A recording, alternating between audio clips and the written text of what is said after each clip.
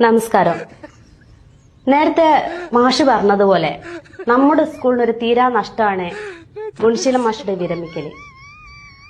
നമുക്കറിയാം, വളരെ നല്ല ശുഷ്കാന്തിയുള്ള ഒരു അധ്യാപകനാണ് അദ്ദേഹം.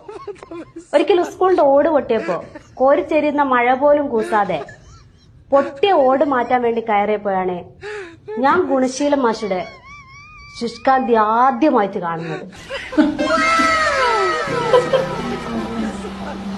മറ്റൊരു സംഭവം എന്റെ ഓർമ്മയിൽ വരുന്നത്, സ്വാതന്ത്ര്യ ദിനത്തിൽ പതാക ഉയർത്തുമ്പോൾ ചരട് കപ്പിയിൽ കുരുങ്ങുകയുണ്ടായി. അതിസാഹസികമായി കൊടിമരത്തിൽ വലിഞ്ഞു കയറി അതിന്റെ കുരുക്കയക്കുമ്പോഴാണ് ഗുണശീലൻ മാഷുടെ ശുഷ്കാന്തി പ്രത്യേകം എന്റെ ശ്രദ്ധയിൽപ്പെടുന്നത്. വിരമിക്കലിന് ശേഷവും അദ്ദേഹത്തിന്റെ സാമൂഹ്യ പ്രതിബദ്ധതയോടുള്ള ഈ ശുഷ്കാന്തി വിശ്രമ ജീവിതത്തിലും നിലനിൽക്കട്ടെ എന്ന് ആശംസിച്ചുകൊണ്ട് നിർത്തുന്നു.